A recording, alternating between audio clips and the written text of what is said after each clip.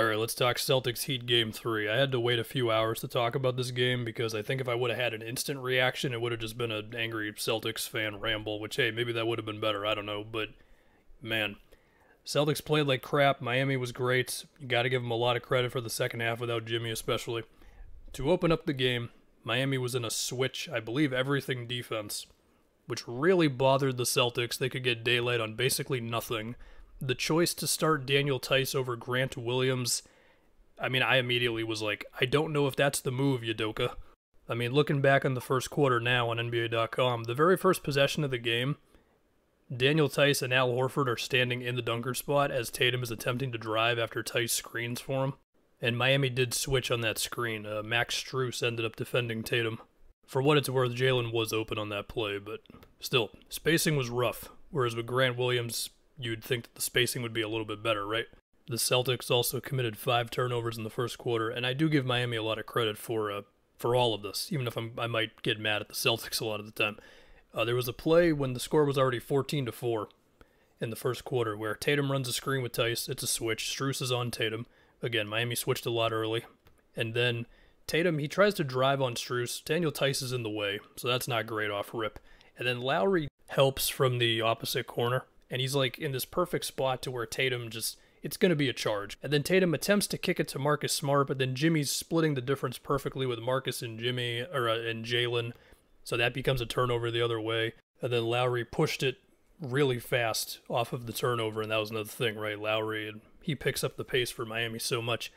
And then speaking of Miami's offense, of course, this was the Bam game, and that was a conversation. Is it a matter of Bam simply just looking for his shot more? And for some of this game, yeah, it was that.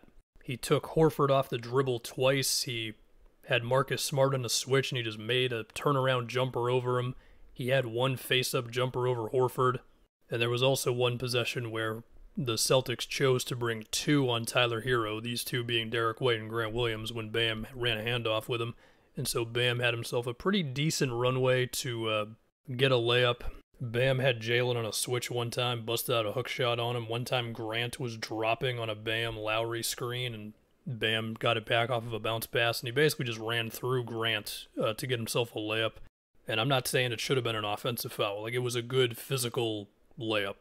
And now if you're the Celtics, the question is, do you bring extra attention on Bam, or do you dare him to do this again? Because he made shots. He didn't get a lot of trips to the line. It was mainly he made jumpers, he made hook shots. There were a couple times where like he would act like he's going to set a screen for somebody on the corner, and then he just cuts right to the basket because his defender's like, oh, I'm getting ready to defend a down screen. So you look out for those a little bit, but yeah, you're probably just going to dare him to make some of these jumpers and hook shots again. I've gone long enough not talking about Jason Tatum. He was terrible in this game. I will talk about Jalen as well, but, which Jason Tatum turnover was the worst? I mean, there was the one in the first quarter I already mentioned. There was one where he did the off-arm thing that he does sometimes to PJ Tucker in transition. That was an offensive foul. There was one in the fourth where he attempts a cross-court pass to Marcus Smart because they bring a double on him with Gabe Vincent and Tyler Hero. And he throws it right to Caleb Martin, and similar to that one in the first quarter, the double team's there, and then the way that Miami just has their off-ball defenders relocate to where they're defending the space between 2 shooters, they just do that better than most teams in the league, man. There was also the one where Tatum just got straight up ripped by Oladipo. Tatum missed some shots that I'm sure he and the Celtics will feel okay about, but Miami also did a great job of just cutting off driving lanes for the guy. I mean, he only had 4 shots in the restricted area. Miami was running a zone at times in this game that allowed them to just pack the paint as much as possible. I'm looking at one Tatum shot attempt in the fourth quarter with about 8 minutes left, and he's backing down Max Strus. And as he's doing this, Lowry's pretty much ignoring Derek White. Bam is also basically ignoring Al Horford. Grant Williams is underneath the basket, and there's just not a lot of places for Tatum to go because PJ Tucker's there as well. It's just a wall pretty much, and he takes a shot that, again, he'll feel good about, but if you're Miami, it's way better than him getting downhill. It was a fadeaway, if I didn't say that, and he missed. How can they get Tatum going downhill? Well, against a switching defense, you can try slipping screens. Of course, they've used Tatum as a screen setter. They also ran something in Game 2 where it was going to be a Horford-Tatum pick and roll, but then Tatum threw it to the wing and then immediately cut off of the Horford screen that was still there. That was something a little different. Jalen beat a Max Strus switch one time by, you could say, pushing off of him when Strus was kind of hugging him off the ball, but he sort of flashed out to 3 real quick first to like get him moving a little bit. And then it was a drive inside, and then it was a finish over PJ Tucker.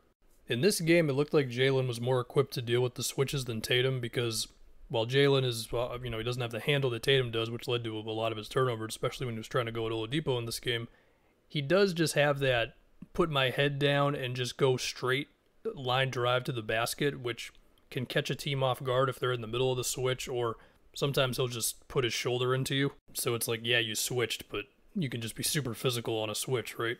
And as for Miami's offense late, they found a way, man. I mean, you had PJ Tucker with one, like, put back where he was falling down, basically. You had Max Strus sprinting like hell on a down screen set by PJ Tucker, and Grant Williams had an okay contest. And then that Bam long 2 over Horford with like a minute left was nutty. And Oladipo's defense was nutty too, and, he had the plays where he ripped Tatum or Jalen, and I've talked about those, but there was also one in the third where Tatum ran a screen with Smart, and he did get some daylight. It was a bit of a slip screen, actually. And Oladipo picks the exact moment to help off of Jalen to steal the bounce pass. I mean, it's not a great pass for Marcus anyway. It technically went as a Bam steal, but it was basically Oladipo. So Oladipo had like 5 steals, if you will, in this game. So yeah, man, great win for Miami. And if you're the Celtics, and he is a Celtics fan, not feeling good.